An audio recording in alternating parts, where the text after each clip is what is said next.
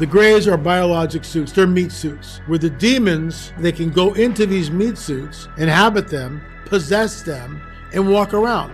The grays have no mouth to eat. There's no reproduction system in them. And so what are we looking at here? They're avatars. They're avatars for the demons. Because the demons are earthbound, they need something to inhabit in order to manifest. Now, the abductions are creating a new race, Nephilim, because that's what they are. 47, the Roswell incident. Why Roswell? Because the 509th Bombing Group, which dropped those 2 atomic bombs, are stationed in Roswell, New Mexico. The entire UFO phenomenon, as we know it, takes off after 48. We get abductions, Betty and Barney Hill. We get flybys over the Capitol. We get crashed discs. We get crop circles, the cattle mutilations, all the sightings, everything.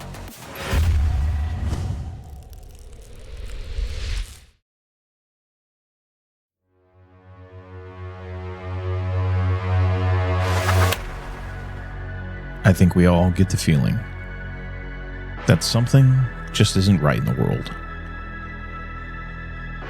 Welcome, fellow foilers, to the Tinfoil Hat Club, where we dare to discuss all the things we don't talk about in church. And where yesterday's fiction becomes tomorrow's fact. When you've got a government that's lying to your face, controlling the information through the media that it owns, that's not a recipe for peace in a civilization. Atomic. The electromagnetic waves affecting our planet. Megalithic cyclopean sites. Anderson Cooper, intern for the CIA. Watchers in the days of Noah.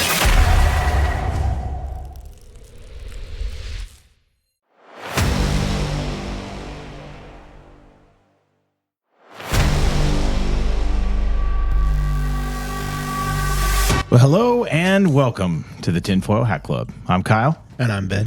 And thank you for joining us yet again. So, just quickly before we get into our guest today, you can see him on the screen right there. We will do a proper introduction for him, but just a couple quick housekeeping things.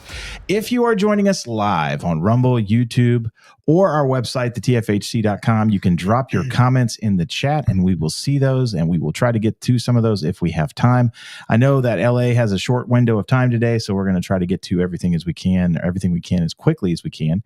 But yeah, join us on the chat if you'd like to. If you're listening to this down the line, you're listening to the edited release, you can always join us live and you can go to our website, thetfhc.com, and you can click on /live stream, or you can click on watch live and mark your calendars for all of our upcoming live show events. While you're there, you're going to see a pop-up that will actually allow you to get access to our newsletter if you fill that out, and you'll get 20% off your first purchase in the merch store. We will also invite you to our private Facebook fans group. We also would love for you to be a member of the show. If you're interested in that, you can go to thetfhc.supercast.com, and you can find out all of our membership options there. We do have a fun merch thing that I just showed LA before we fired this up, so this is fun. We're going to have this for you guys. In honor of having him on the show, we did create this tee and this sweatshirt that you guys can actually get your hands on, and it is an out-of-this-world deal, as you can see here, but it's Rungs of Disclosure, obfuscated t-shirt, and hoodie. And they are 20% off. All you need to do when you go to the merch store at checkout is use code disclosure. So head to our website, thetfhc.com/merch, and grab yourself one of the hoodies or tees today. And without further ado, we will give our guest a round of applause and welcome him to the show. It is the one, the only, the famous L.A. Marzulli. So L.A., thank you so much for joining us, man. Appreciate having you on, and we're honored to have you. I know we tried several times, and ultimately, you were dealing with a lot of stuff out there. We're glad you're safe, and we thank you for joining us. Love the hat. It's great to be here, and I'm wearing my tinfoil hat. This is awesome, brother. This is awesome. I mean, I'm not full. I'm going to take it off now, but I mean, there you go. You are the man. I love it. Wearing mine proudly, keep it right by the desk, not afraid to say tinfoil. There you go, my man. There you go. If you want to find out more about LA, you can actually go to his website, lamarzulli.net. So that's lamarzulli.net. And we're excited to talk to him today because we're going to be talking about his latest book, Rungs of Disclosure, which I would highly recommend that you go pick this book up. I did that. I've read it cover to cover. There you go. He's got it right there. So I couldn't find my copy. It was hidden around here somewhere, but I have a whole slew of things that I wrote down as I was reading the book that I'm like, I can't wait to talk to LA because I want to ask him about some of this stuff. So yeah, it's a good book. It's kind of like a greatest hits almost, kind of like in a lot of ways. It's like a culmination of a lot of the years of things that you've kind of piled together. And it was really great from that perspective, man. Thank you. Appreciate it. Thanks. Yeah, absolutely. So with that, we're going to kind of dive in here and we'll kind of get started. So like I said, it was kind of like a greatest hits for you. What was the main impetus for you writing the book? Was that kind of it, just to kind of compile things, or are you seeing like a change out there? Oh, it was an absolute change. In 2017 on Tucker Carlson's show, Tucker had Commander David Fravor on. Fravor's a former F-18 pilot, the stand-up guy, best of the best. It doesn't get any better than Commander David Fravor, in my opinion. And so Tucker leads him in. It's on a Friday night. It's the last segment. And he goes, UFO stuff, UFOs used to be the stuff of conspiracy theory, tinfoil hat wearing people, but maybe we shouldn't think so anymore. Commander David Fravor joins us tonight, former F-18 pilot who had an encounter with a tic-tac shaped UFO, years ago over the Pacific. So it's a triptych. Tucker here, Commander David Fravor, and then over here, they've got the gimbal UFO, the tic-tac shaped UFO, and Commander Fravor, it's like he's kind of got the deer in the headlight look. I don't know whether he was on any media before Tucker, but I mean, this is like prime time, the most watched cable show on the planet. And he's a little nervous. I could pick up on that. But then he kind of settled in, and Tucker asked him a series of questions. And is this the Russians? Did the Chi-Coms do it? Fravor goes, no, they have anything close to this. We don't have anything close to this. And Tucker said, when it left, how fast? He goes, 50 miles in 2 seconds. The G-forces alone would push someone and just obliterate them. So you can't do that. So what's happening is they are bending. It's a propulsion system. I got this from Bob Lazar. Okay, that's awesome. Yep.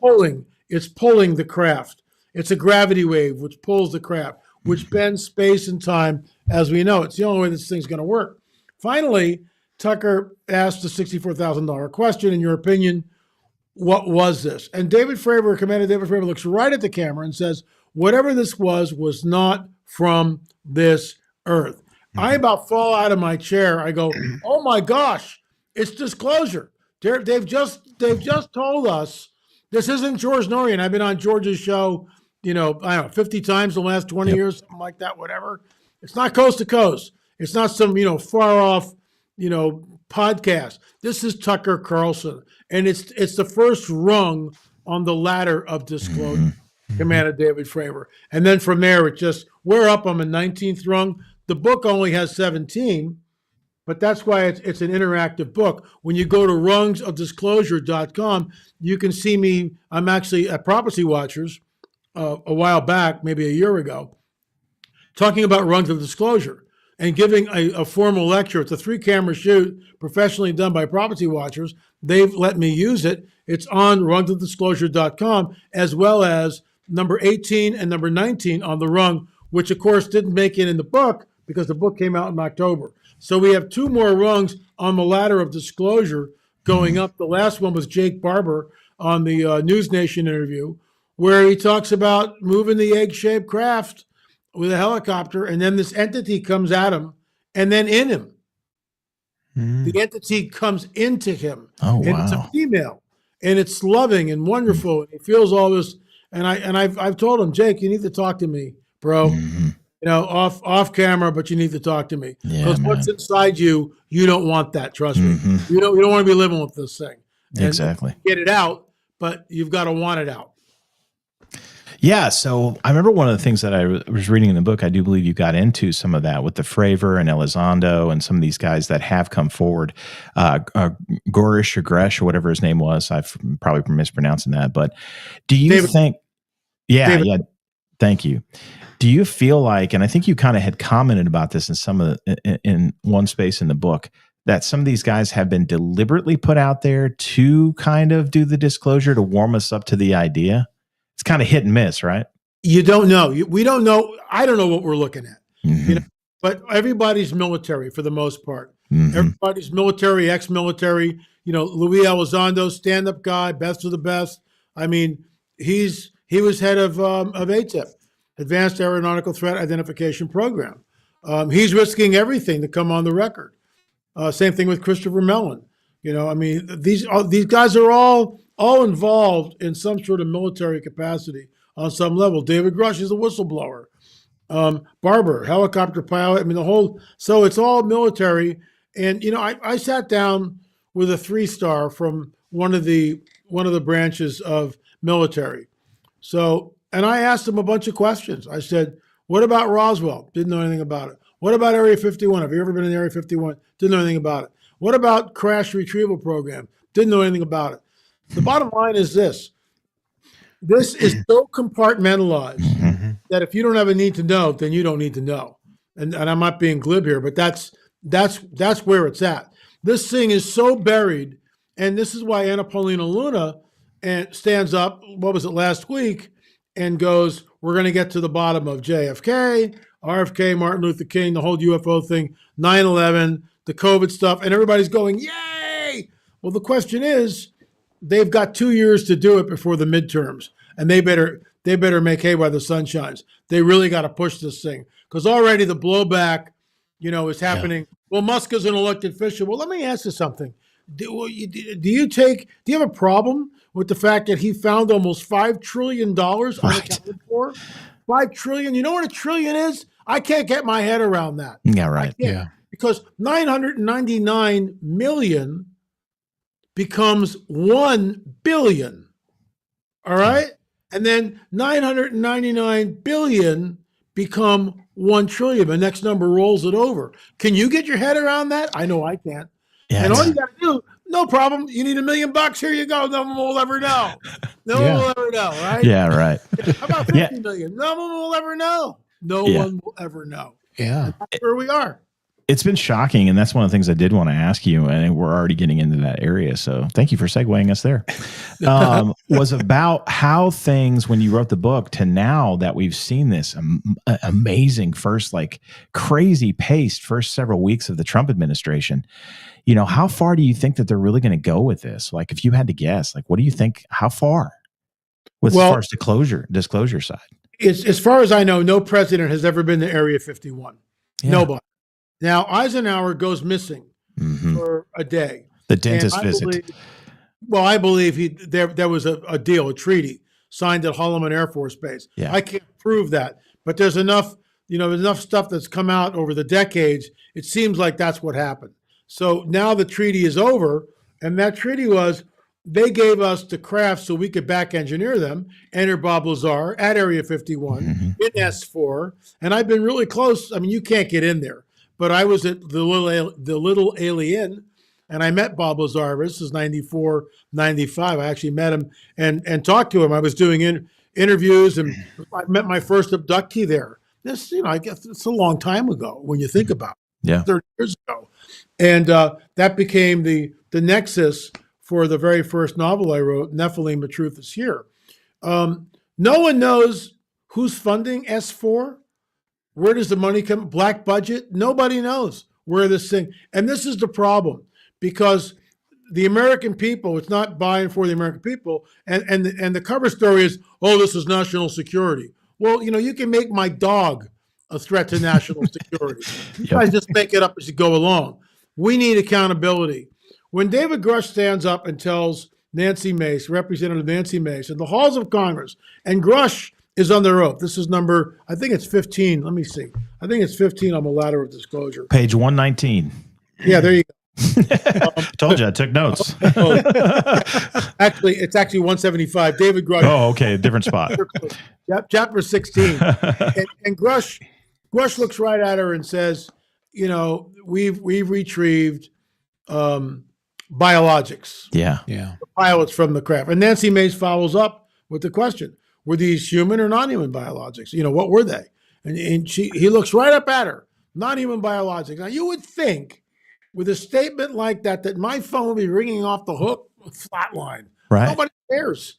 I mean, the apathy, the ambivalence is just mind-boggling. What people don't get, there's a commercial which I actually show in my presentation. It's called Hello Down There. You can Google it by going to YouTube. Google Hello Down There 2024 Super Bowl app. It's 1 minute and 30 seconds. It's directed by Martin Scorsese. You're talking millions and millions and millions of dollars. Production value through the roof. It's predictive programming, in my opinion. And it shows that this event, the revealing, is a global event. There's a diner in Texas or New Mexico, New York, New York City, Paris, France, and then finally Japan someplace. So it's a global event. Mm-hmm. And everybody's on their goofy cell phones. No one's looking up. Everybody's on their cell phones. And finally, the alien in the mothership just presses the button. Hello down there. Now, you know when an Amber Alert happens and all the phones go off? Mm-hmm.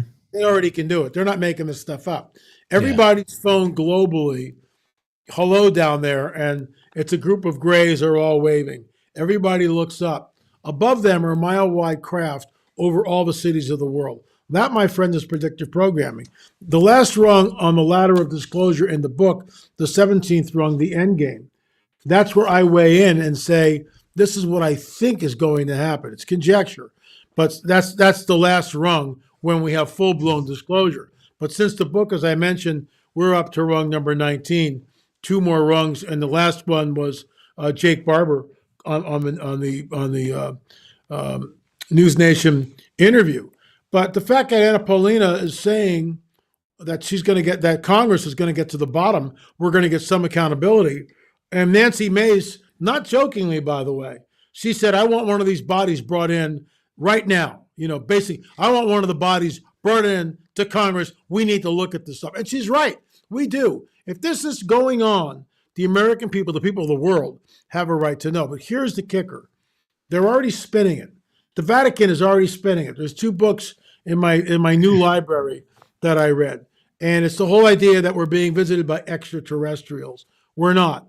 And I can't stress this enough. These entities have a very nefarious agenda. Mm-hmm. There is a breeding program going on. Jesus warns us it'll be like the days of Noah. This is why Genesis 3:15 and the proper exegesis interpretation of Genesis 3:15 is so crucial. Because if we don't get that, if we don't understand it's a seed word, look, Jesus is in the Garden of Eden. I must have said this, I don't know, 100 times, 200 times. I can't even keep track of it. But I say it all the time. So Adam and Eve are over here. They are terrified, by the way. Absolutely terrified. They know something has happened. They're not sure what, but they've sided with the dragon. Their entire DNA, I believe, has changed. Everything has changed. So you got Adam and Eve over here. You got the dragon over here. In the middle, you got the pre-incarnate Christ. That's who's talking. And he says to the dragon, he says to Satan, your seed, your offspring will be at war and enmity with the offspring of the woman. The offspring of the woman, the proto-evangelion, the first promise of prophecy in our Bible about the Messiah, will crush your head, you'll bruise his heel. And there it is. It's in black and white. Oh, no, angels can't reproduce, blah, blah, blah, blah, blah. Excuse me? Excuse me? Why don't you just take that up with Jesus in the garden? Yeah. Because he's saying the offspring of the fallen angels. 3 chapters later, fallen angels come down, the B'nai Elohim, and all that's been managed, right? It's all been managed. The sons of God. Well, who are the sons of God? They are the B'nai Elohim. They always refer to the angelic host. Always, always, always. Yeah. So what are we looking at here? If you don't understand Genesis 3:15, you don't understand Genesis 6. No reason for the flood. No reason for the Tower of Babel. No reason for Abraham and the kings. No reason for the destruction of Sodom and Gomorrah. No reason for the conquest of Canaan. Don't understand when it goes to Daniel 2:43. Their seed will mingle with the seed of men, but they will not cleave to them. Finally, we get to Jesus's, be like the days of Noah. Without the proper exegesis, how do you even know what Jesus is talking about? What do you mean the days of Noah? Oh, everybody was eating and drinking. Who were they? They were eating and drinking. Who are they? Who are the they? Their seed will mingle with the seed of men, but they will not cleave to them in Daniel 2:43. Their seed. And that word cleave, I got this from Jim Williamson, is the same word that we get for marriage. There is no marriage. They take the sperm. They take the ovum. They are creating hybrid beings. In our 10-box DVD set, thank my business partner, Gil Zimmerman, there are 2 films, one on abduction, one on cattle mutilations. We are the first team ever that I'm aware of in the secular world or the Christian world to actually talk about what the cattle mutilations are used for, because the cow is mutilated. All the blood is drained. There's not a drop. All the blood is drained. Parts are cored out with surgical precision. Eyes, ears, the tongue is excised. Sex organs are, it's just all over the map. The cow is placed, not dropped, placed back in the farmer's field. That's deliberate because it causes the greatest climate of fear. A woman is taken. We have 4 abductees in our abduction film. 2 men, 2 women. They've all been taken multiple times. So the woman, Karen Wilkinson, we published a book, Stolen Seed, Evil Harvest, a courageous woman, and she loves the Lord, and she's stopped the whole thing, but she's got other stuff that's going on, but I digress. Yeah. So the bottom line is she's impregnated. And every woman that's been abducted that I've talked to that's been impregnated tells me exactly the same thing. And in fact, I wrote about this over 25 years ago in the first novel, Nephilim, The Truth Is Here. There's a character in the book. She's in a psych ward. She's completely flipped out because they can't find her baby. And they think that maybe she's killed her baby, but she hasn't killed her baby. The baby was taken. And she says the opening, this is all fictional account, but it's based on all the research. They always come at night. They always come at night. Where's my baby? They took my baby. So with Karen and every other abductee I've ever talked to, in the 3rd month of pregnancy, they come back and re-abduct the woman. They take that hybrid fetus from the woman's womb. Here's the kicker. That fetus, that hybrid entity, needs another womb to come into full, gestation. Hence the cow. Cow's blood can be used interchangeably in a human transfusion, a human blood transfusion. It's approved by the AMA.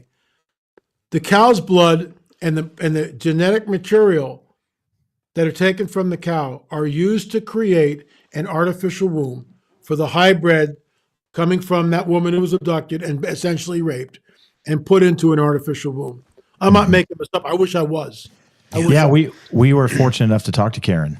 We had her on the show not too long ago. We talked to Karen, and obviously for a lot of people, we got a couple people spit on on YouTube. That happens because it's just so hard for the church and anyone in the church to wrap their minds around that something like that could even happen.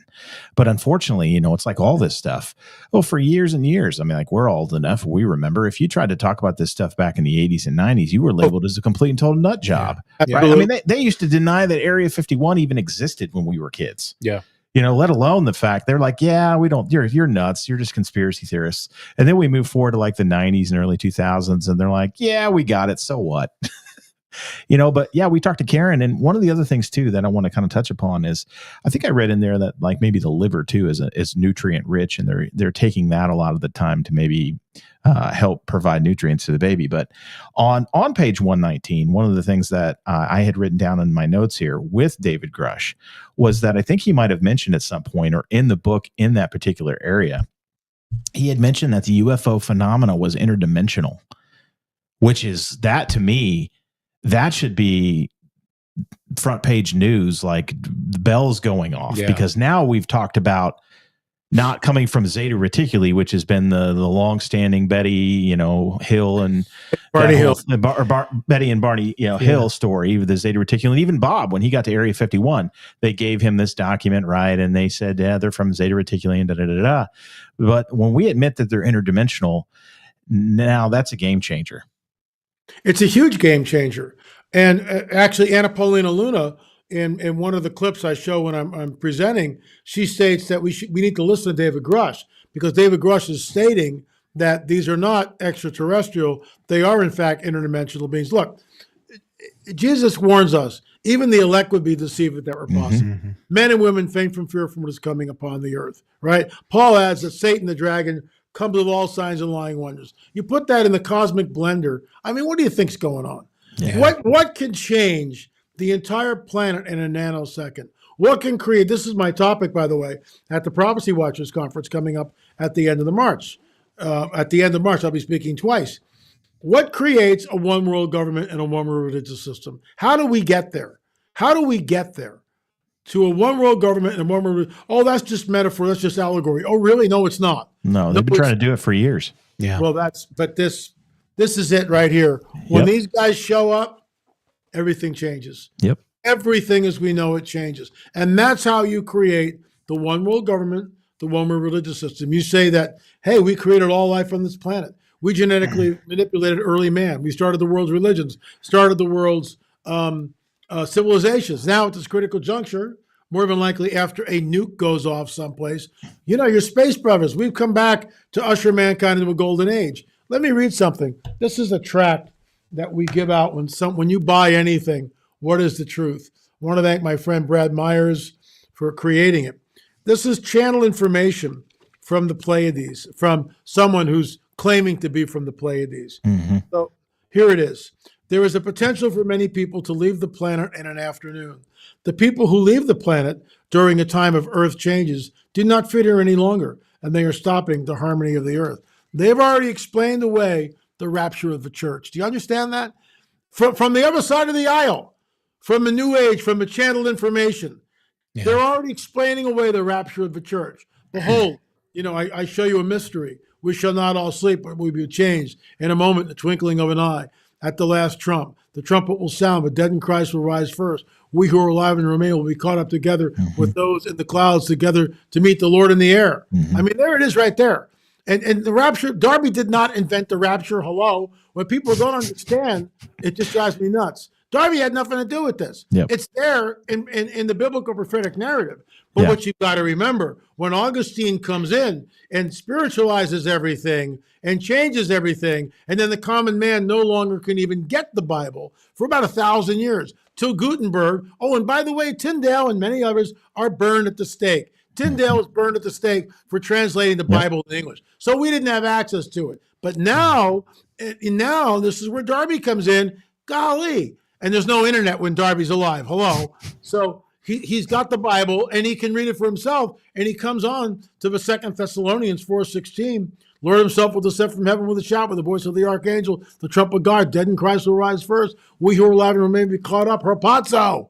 We're caught up. There it is. And, it's like, I'm premillennial. I'm a dispensationalist. And we're going up. And it might be sooner than later. The New Agers are telling us exactly the same thing. I'm not making this up. Yeah. I wish I was. No, it's funny. Even the things they name things that are pointing to it. They know, right? It's like they know. It's the difference between truth and belief. We've talked about this on the show before, right? You can believe anything, but for you to have faith in it and know that it's truth is a different thing. But it's one of those where it's like, when they're abducting everyone, I guess to go back here for just a quick second, when they're abducting everyone and they're creating these, are they effectively creating avatars for the Nephilim, the disembodied spirits? Is that kind of what you have postulated? Let's define terms. The Nephilim are the progeny of fallen angels and human women, creating a hybrid being that's soulless, that was wiped out in the flood.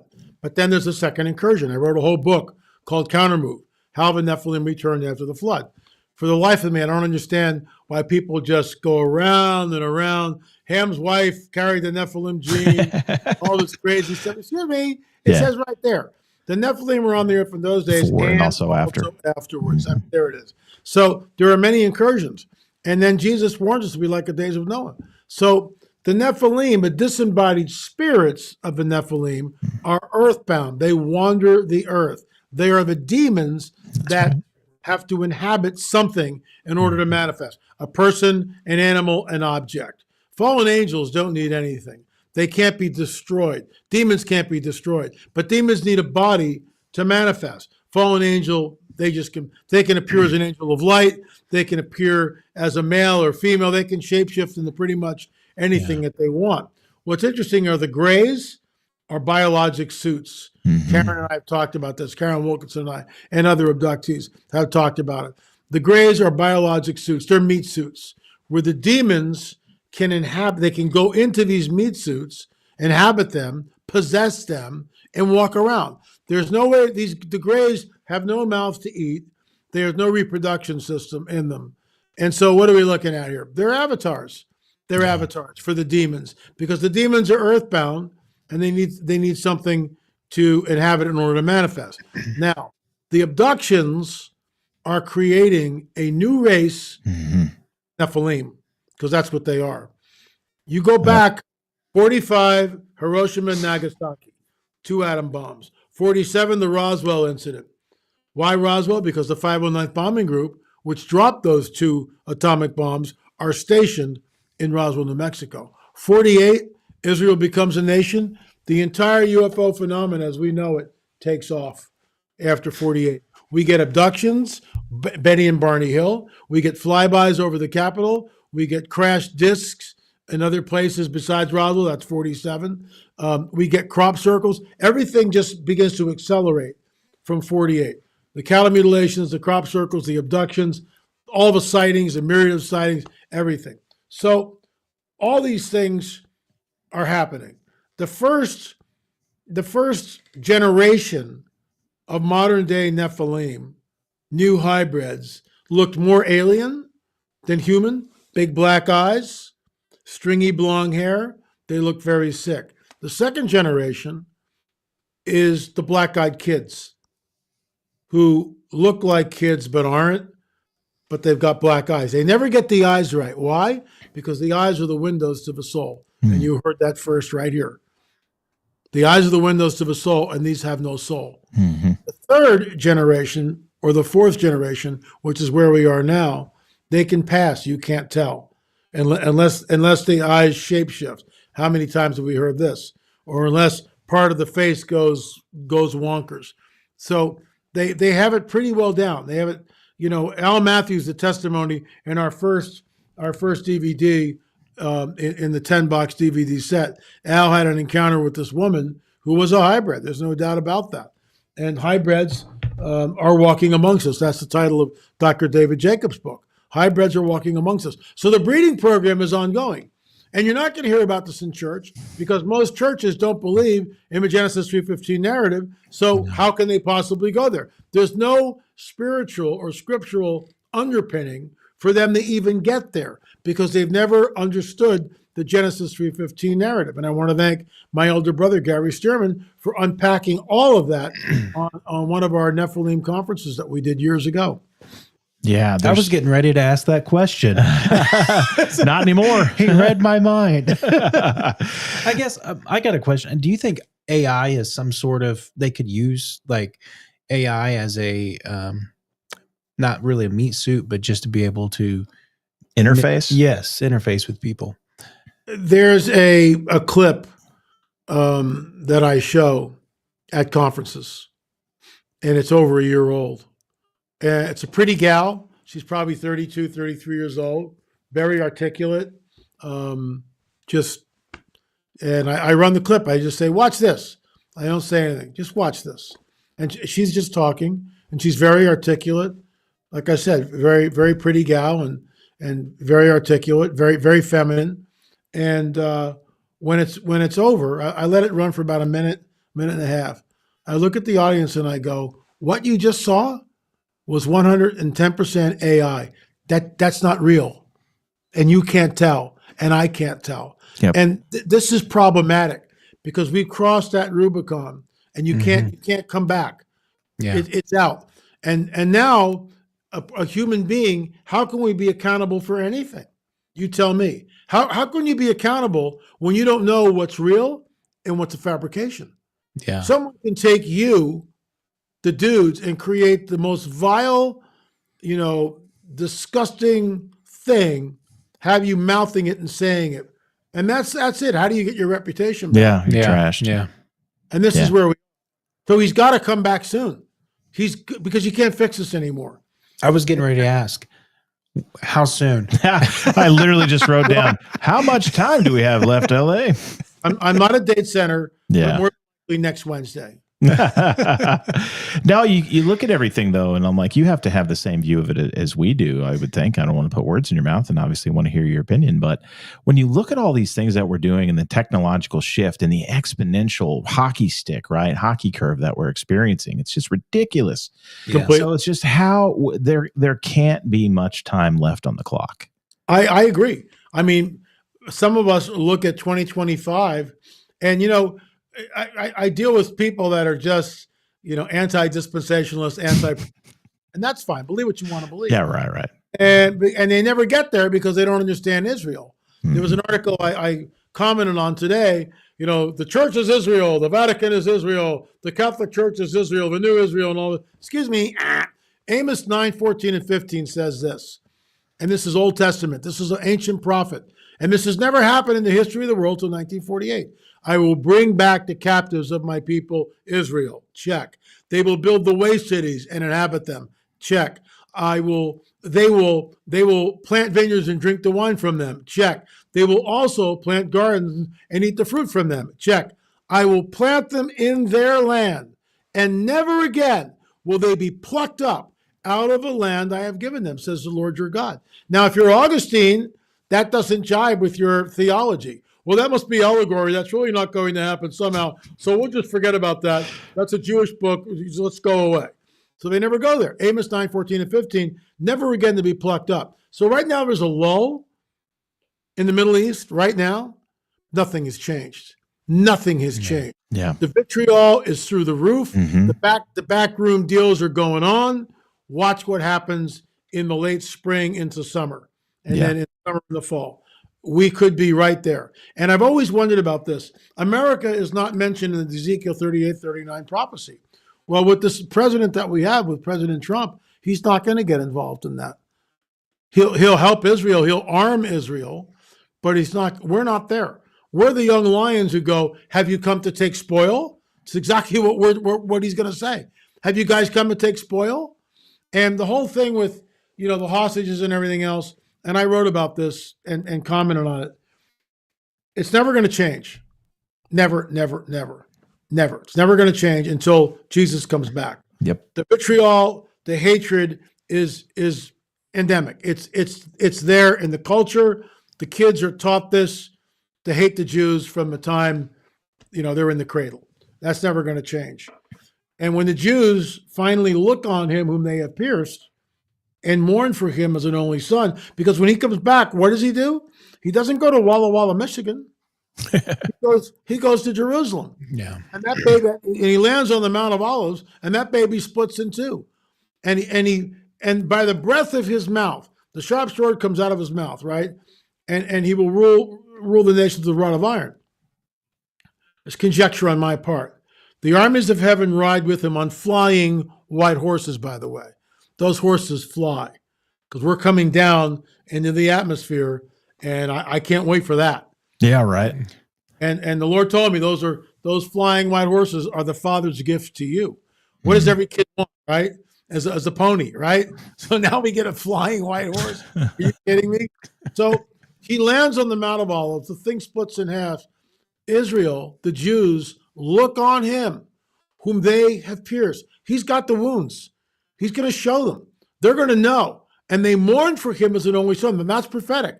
Now, when I say that to an Israeli or a Jew, well, that's your opinion, and that's, that blah, blah, blah. But that's prophecy. What was written will come to pass. What was foretold is unfolding. That's prophetic. He rules in Jerusalem. And by the way, that sword that comes out of his mouth, he holds all things together. So all those armies, we're not drawing swords and starting to lop heads off like Lord of the Rings and orcs. It's not what we're doing. Yeah. Laminin is in our whole biological makeup. And laminin on a cellular molecular structure holds everything together. Mm-hmm. And it says in First Colossians that he holds all things. He is before all things, and he holds all things together.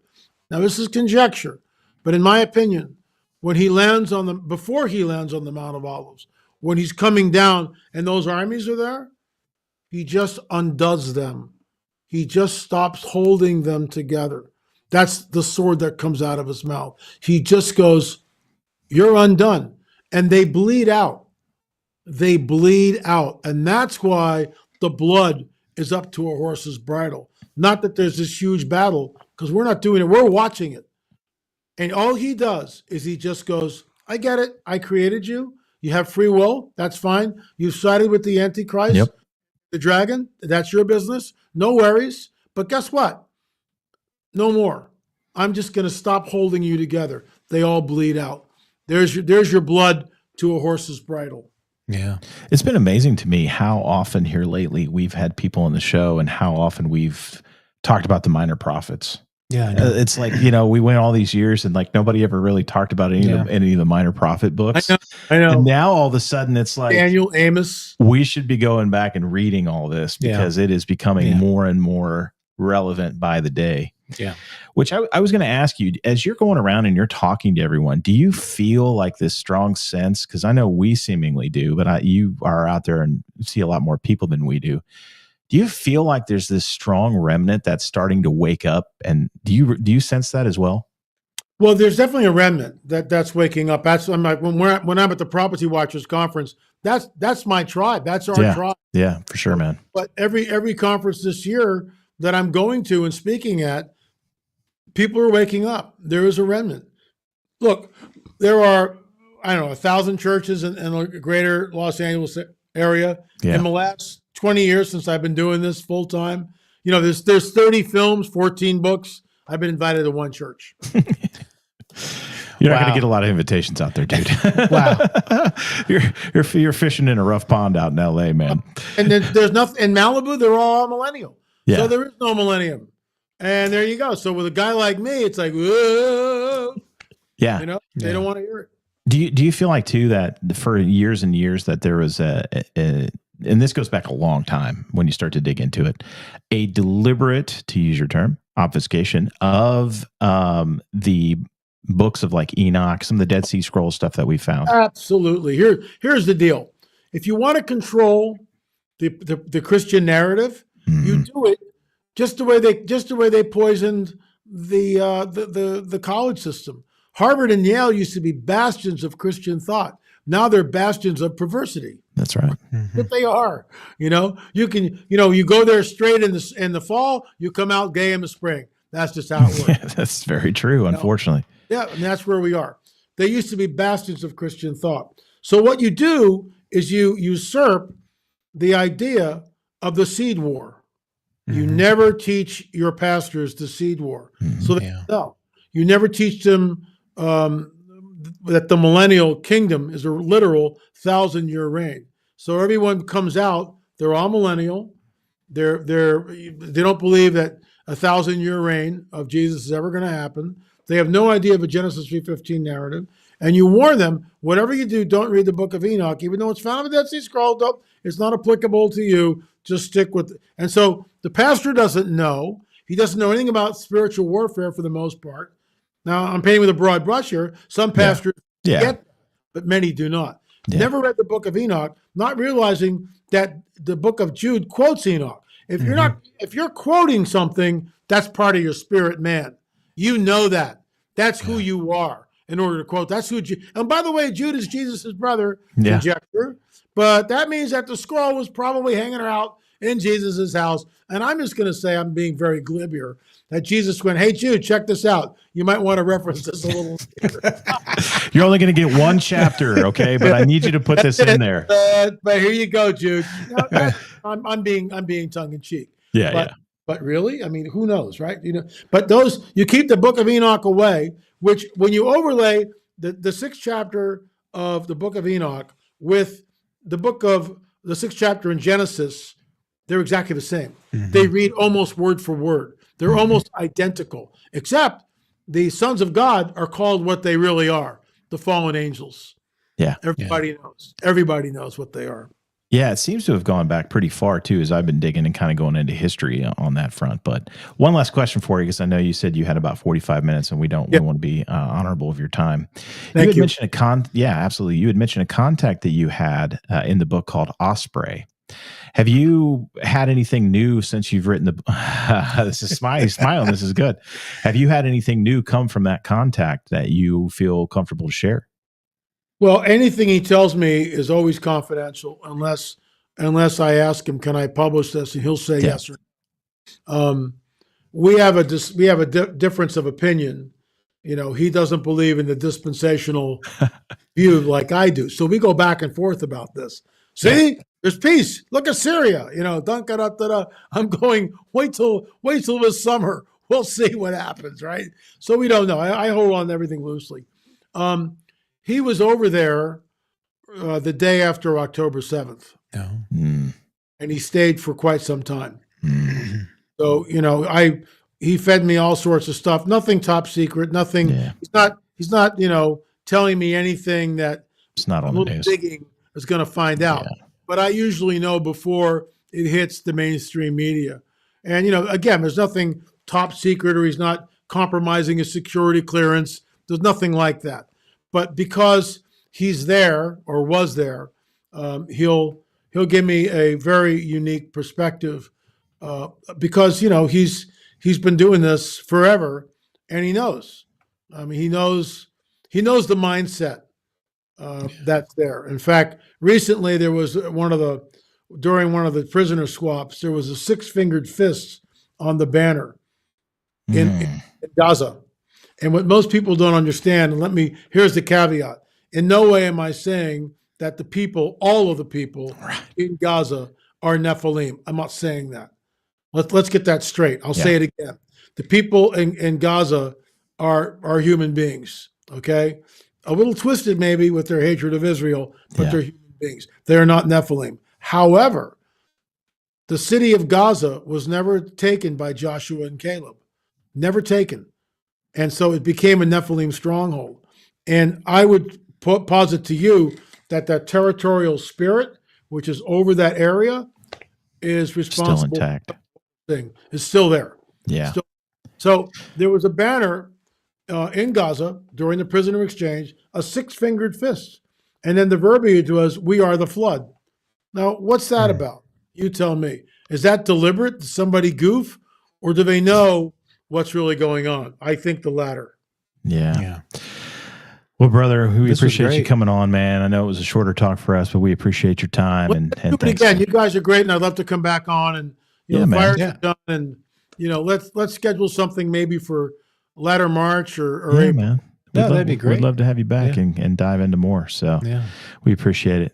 So thanks so much, brother. Safe travels. And don't forget, y'all, if you want to wear what LA is going to be sporting, because we're going to send him one of these dudes, Yeah. you can head on over to our store, thetfhc.com/merch, and get your hands on one of our Rungs of Disclosure obfuscated t-shirts or hoodies. And they're They're on so sale cool. for 20% off.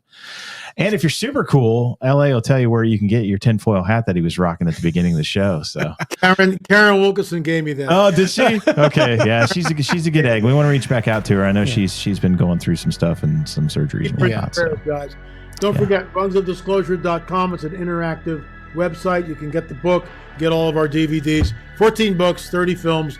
Dive in. We had 45 minutes. Absolutely. Do your homework.